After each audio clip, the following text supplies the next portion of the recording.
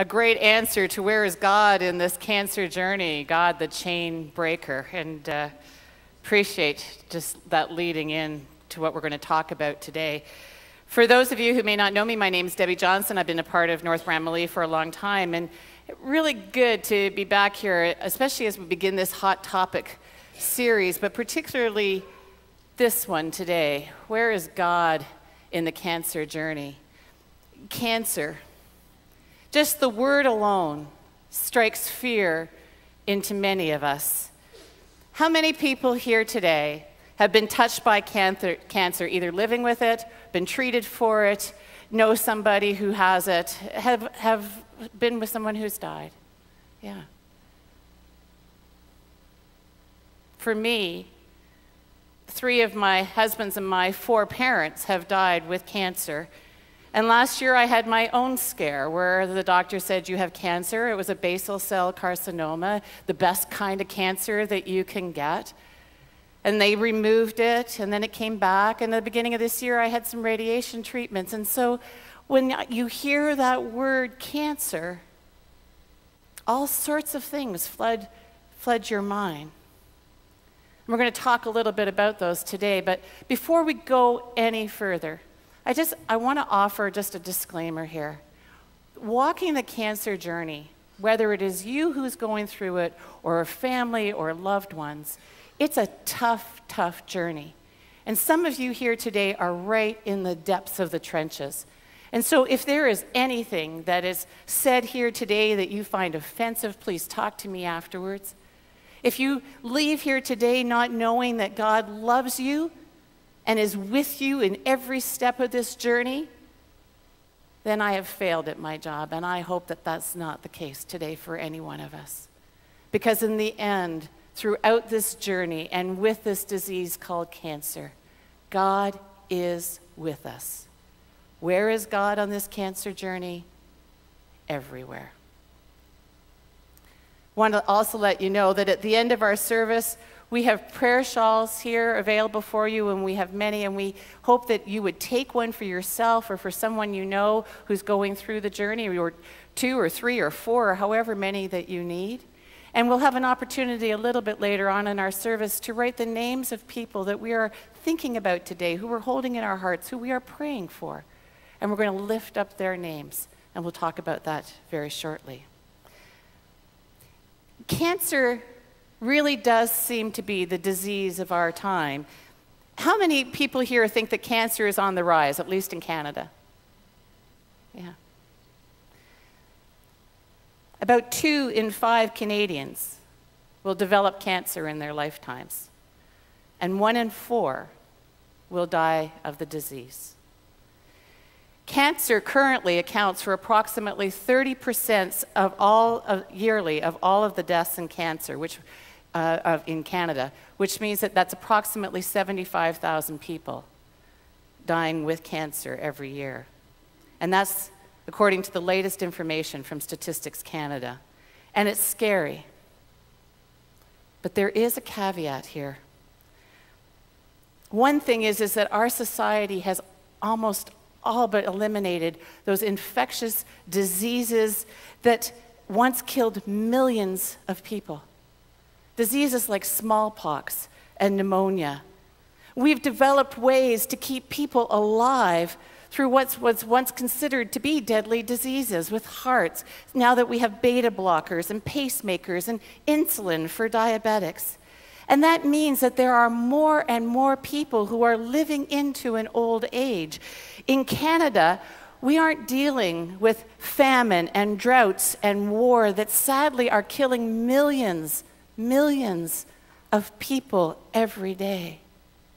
For the most part, our chances of getting cancer increase with age because there's more time for cancer cells to develop, to go wonky. You know, in our systems, and I'm not a scientist, so if anybody's a scientist, and I know there's a doctor, I'm sure I'm going to mess this up, but basically, our bodies are just this most miraculous thing. Every day they are keeping, tabs on what's going on as our cells are regenerating and recreating themselves. And every day something can go wrong in one of those cells, but we have these sentinels and other kinds of things that are saying, oh, no, let's fix that up. But as we get older, our ability to repair those cells lessens. And so there's more and more of a chance of a cancer starting. So yes, cancer is on the rise. There's no denying that. But in part, we have a population that continues to increase. And that factor about age, it's not that only seniors are getting cancer, we know that. But the number of people, just to try and give you a context for what we're talking about today, the number of people who are over the age of 60 have nearly tripled between the years of 1950 and the year 2000. And by the year 2050, which is just not that far, we will have gone from 205 million seniors to almost 2 billion in 50 years. That's worldwide, not just Canada, obviously. Yeah. And that means that we're also going to be looking at a lot more cancer. And even though the majority of people who are diagnosed with cancer are still alive after 5 years after their diagnosis, the facts and all the statistics in the world doesn't change our reaction to hearing those words, "You have cancer." They don't stop us from immediately thinking, like that commercial for a cancer care center, "I'm done," when we or our loved ones hear those words. We have fear, we have dread, despair and anguish, an overwhelming sense that our world has just collapsed around us and we've been handed a death sentence. Our minds can think, oh, okay, they've caught it early, or maybe there's been a mistake, or maybe I'll be diagnosed at stage 2 rather than stage 4. And we can try denying it. We can bargain, God, if you take away this cancer, I promise that But all the statistics in the world about the incidences of cancer, the many millions of people who die daily for reasons other than cancer, does little to ease our psyches. I read a book recently by Alana Mitchell, who's a Canadian writer. It's called Malignant Metaphor. And she describes in that book her own journey, but she's done some research to cancer in Canada. And she named 3 things that really caught my attention, 3 ways of thinking that just seem to play on our minds and hearts when we're talking about it. 1, that cancer is inevitable. And 2, that it's preventable. And 3, that it's deserved. Now that sounds crazy, but almost all 3 of those things happening at the same time. And let me just sort of break down the way she explained it, and it made sense to me. It's inevitable. I mean, doesn't it feel like that? Just feel like that for most of us, that if we live long enough, we're going to get cancer. If our environment doesn't get us in some way, then our genetics or lifestyle will. But at the same time, we're being told it's completely preventable. We keep hearing about doing all the right things, diet and exercise, don't smoke, and somehow we'll dodge that bullet. Now with all the skin cancers that are out there, we know to load up on a 60 sunscreen and to wear wide brim hats and hope that those early days of slathering on baby oil and lying on some kind of aluminum carpet will not catch up with us. I mean, who knew that sun tanning was so harmful to us? And I'm one of those people who actually love sun. And what I feel like when I'm tan, I always feel so much healthier, so much so that after I got the all clear from the doctor earlier this year, we booked a trip to Mexico so I could be in the sun. I put a 60 on. Okay. Cancer, that somehow it's deserved, that if we get it, it's because we did something wrong. we all know the shock that we can feel when a person is diagnosed with cancer who's like this lean, vegan, meat-eating, marathon running, gives all of their money and time away to great causes, and they get cancer, and we think they didn't deserve this. Nobody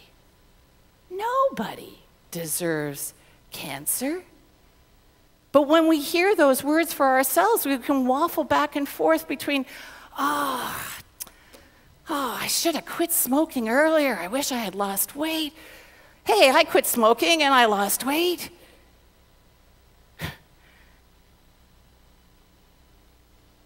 Inevitable, preventable, deserved. All these are going around in our minds as we're trying to find cause and effect. But you know, folks, there isn't always a line between cause and effect. And really, does it help anyone to beat them up because they discover that they have got lung cancer and they were a smoker? I mean, my mom was a smoker, but her primary cancer was in the anal canal. And forgive me, but my mother always said she never smoked a cigarette up her butt.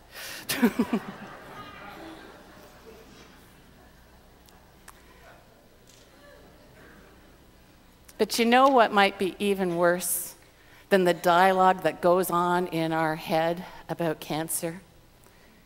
It's when we or others attribute the cancer journey to God. When we say things or think things like, I must have done something really wrong God is punishing me for.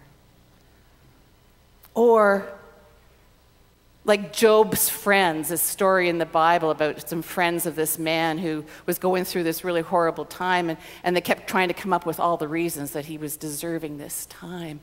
And people saying, well, you must have known, or you must have felt this, or why didn't you check it out when you had this happen? Then God could have done something. I've heard people say those things.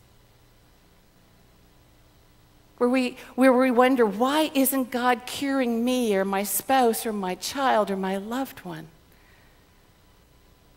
Or when we rail, and we're allowed to rail and get angry, but when we say, why does God allow this to happen? As if cancer and diseases are all from God. And this last one, I need to say, if this is what helps get you through the night, don't let me take this away from you. But sometimes we say this, there's a reason for everything.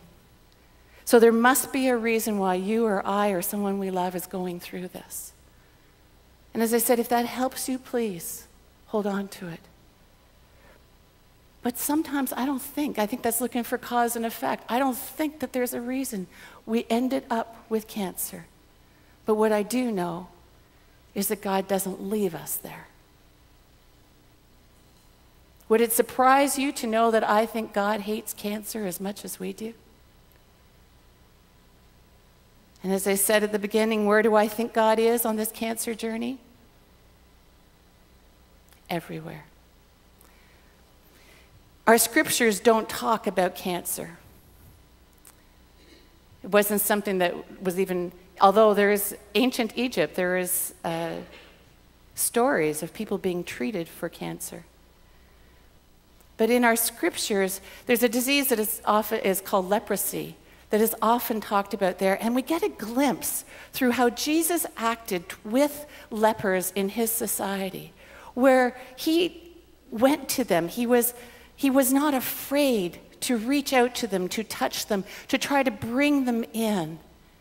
And so we see glimpses of what we would say is God's love and compassion in the midst of cancer journey, as we've seen it described in the Bible through leprosy. But the Apostle Paul, who wrote after Jesus died, who had an experience of God's Spirit, of Christ's Spirit working within him, who went on to spread the news of Jesus across the whole Mediterranean, he wrote this letter to the church in Rome. And I just want to read you some excerpts from what we have as Romans 8. We could spend weeks just on this one chapter. But I want you to hear some of what what Paul had to say that I think is particularly relevant for us today as we're looking at this topic. This is taken from the Message version, and I'm going to go back and forth a little bit between that and another version of the Bible. And I won't be using the whole of this scripture that we'll be showing on the screen, so I know that we'll be following along and jumping a little bit. But it is in your bulletins here today, and so you're welcome to take that home and look at it afterwards. And just a plug, if you don't have your own Bible, there are some resources here just at the very back, and we would really welcome you to take a Bible home. So looking at Romans 8, Paul's been talking about he's in jail, and he's been talking about persecutions that are happening, and people are dying, and when is God going to do something, kind of thing. He says that is why waiting does not diminish us any more than waiting diminishes a pregnant mother. We are enlarged in the waiting. We, of course, don't see what is enlarging in us. Of course, the pregnant mother does, but, anyway, Paul, Meanwhile, the moment we get tired in the waiting, because you get tired on this journey, God's Spirit is right alongside, helping us along. If we don't know how or what to pray, it doesn't matter. Spirit does our praying in and for us, making prayer out of our wordless sighs and our aching groans. God's Spirit knows us far better than we know ourselves, knows our pregnant condition, what we're waiting for, what we're going through, and keeps us present before God. That's why we can be so sure that every detail in our lives of love for God is worked into something good. Because as we walk this cancer journey, we also know that there has been grace and goodness throughout it. And then he says, what do you think? With God on our side like this, how can we lose? He goes on from here. Just go to the next screen. One more. I love that line, though. Keep going. And this is the thing. Do you think anyone is going to be able to drive a wedge between us and Christ's love for us? There's no way. No cancer, no disease, no nothing. No trouble, not hard times, not hatred, not hunger, not homelessness, not bullying threats, not backstabbing, not even the worst of sins that ever get listed in Scripture.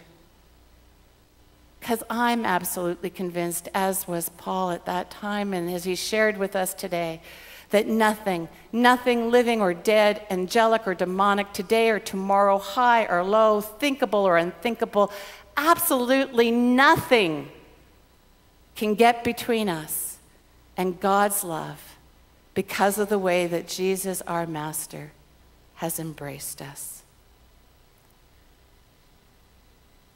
Hold on to that. For where is God in this cancer journey?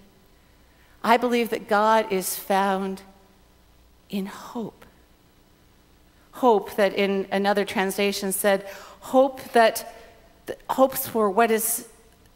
is seen is not hope. We hope for what we do not see, and we wait for it with patience. Hope. There are so many people who are working to find ways to cure the many, many cancers that are out there. The agencies, some of which are here today, who are providing support services for those people and their families who are walking this journey. I always think of Terry Fox. When Terry Fox ran his marathon of hope, the cancer that he had killed 95% of the people who got it. And today, when someone is diagnosed with that cancer, 95% live. That's a massive shift. And those breakthroughs are happening every single day, and that gives me hope. Where is God in this cancer journey? In healing. that doesn't always equal cure. A couple of years ago, my husband is a retired police officer, and his old partner, Dave, was diagnosed with pancreatic cancer. And we know at the current stage of research and treatments for pancreatic cancer that many people don't have a long time with that. And Dave was a big guy. When Wayne and Dave would walk down the streets of Toronto, they would just sort of clear the sidewalk because there was no room for anybody else. And here was this guy in a very few short months who lost all sorts of weight, who was lying on the couch in his basement and watching his wife go out and doing the gardening and those kinds of chores that he had always done. And he felt so hopeless, so weak, so useless. But we would go and we would talk with him and we would say the word cancer. Because sometimes people don't say the word and it's like this elephant in the room. And we would talk about the journey and where he was at. But most of all, we promised him that we wouldn't forget Betty after he had gone. That we would be there for her in all the ways that partners always promise to be there for one another's families. And when he died, even though there had been no cure for his cancer, he was at peace, and I believe he was healed. Where is God in this cancer journey? Right in the midst of our fear. Fear that can paralyze body and mind.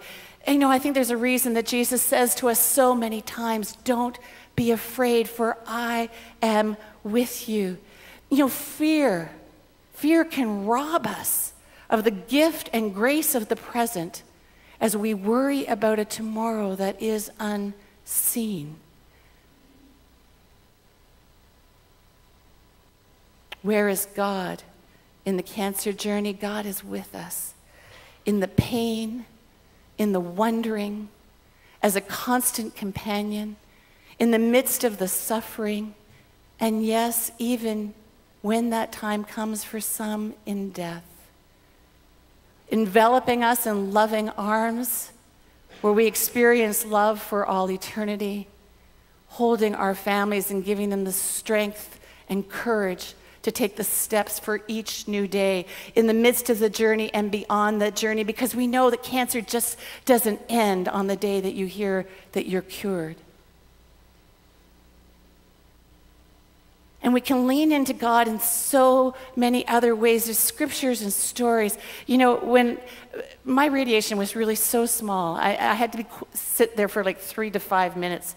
And so what could I do? Because I'm not good about just sitting still. And I couldn't move apparently a millimeter because of the way the machines are set up. And if you've seen me, you know that it's really hard for me not to move a millimeter. And so what did I do? I took a deep breath. And I started reciting some of those scriptures that I could lean into in my head. I went to Philippians 4, 6, and 7. Don't fret or worry. Instead of worrying, pray. And I went on with that one. And then I went to Joshua 9, and be strong and courageous. Do not be frightened or dismayed, for the Lord your God is with you everywhere you go. And then I moved from that one to Psalm 46, verse 10, where it says, be still and know that I am God. That was a good one. And then the 23rd Psalm, the Lord is my shepherd. I could echo that hope and promise and peace and presence of God. And then I would end with the Lord's Prayer. And if it wasn't over again, then I would start all over again. But I could lean into God, and I really had the sense that God was with me and giving me strength then. Meditation, deep breathing, all of these things that give us that peace and presence that this disease tries to rob us of. And where is God in the cancer journey, in the midst of prayer? There is documented impact about what prayer does for us in our minds and in our bodies. Whether we know that someone is praying for us or not, it changes us and them.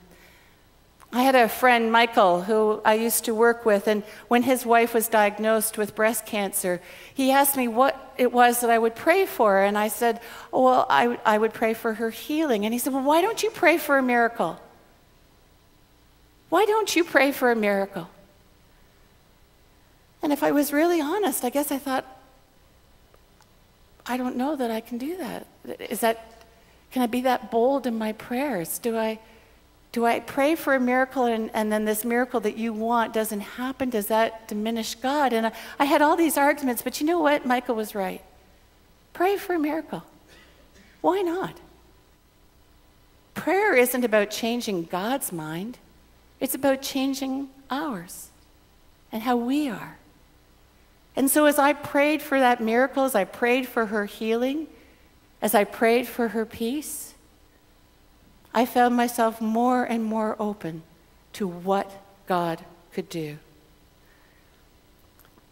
These prayer shawls that I hope you'll take after this service, they're a tangible reminder of God's love with us always. Today I want to finish our time together by having Sarah Rhodes come and share some of her story. Sarah, some of you may know, came to us through the Soul Cafe initiative and project, and we are so grateful that God brought you to us. Sarah was looking for, is that good? Yep, sorry, thank you. Thank you, Steve. Yes. I need this. Well, I'm all mic'd up, so it was there.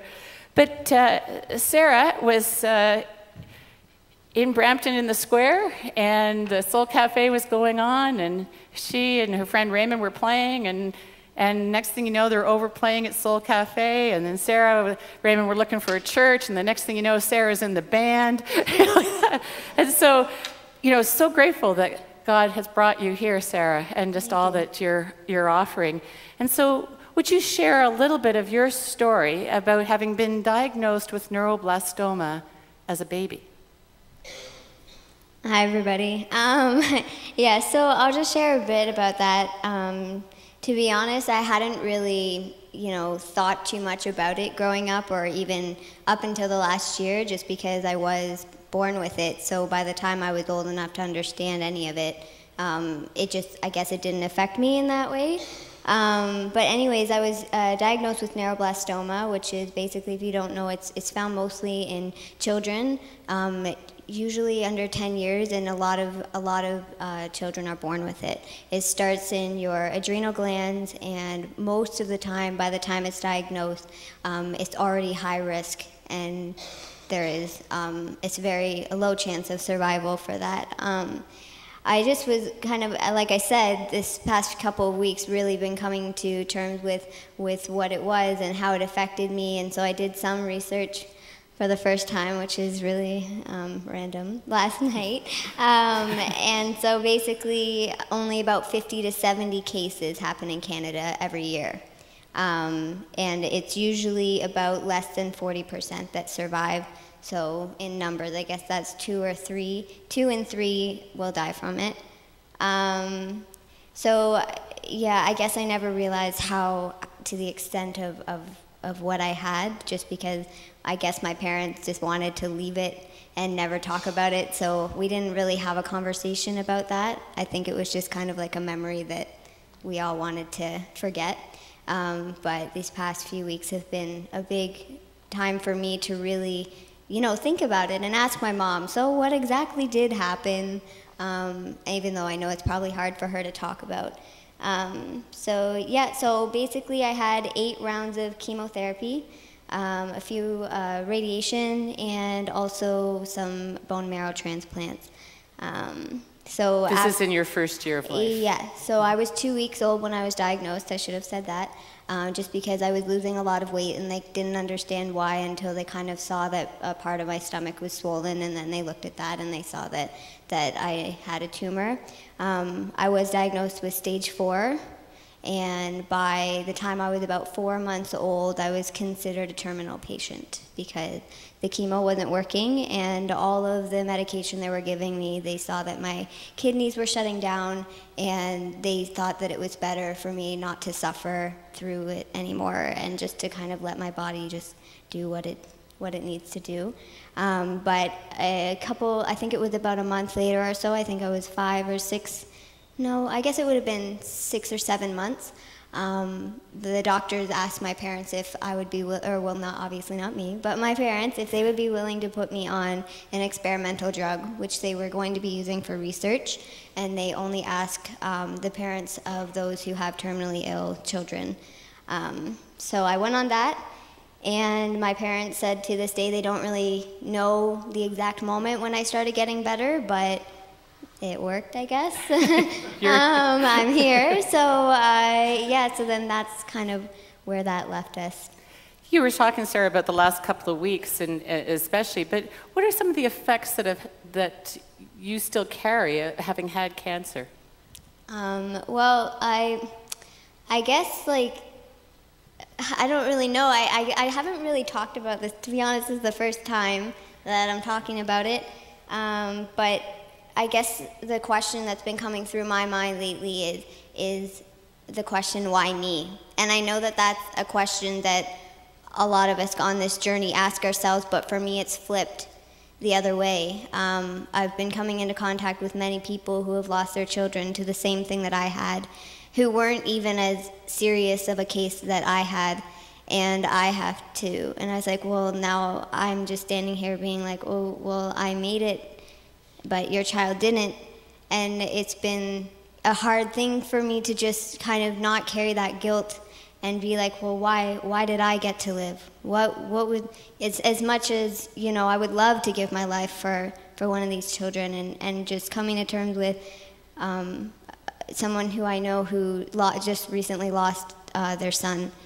And for me, you know, how much I would want to give my life for that person, and I guess so that question of why me has been had the most effect on me and on my life.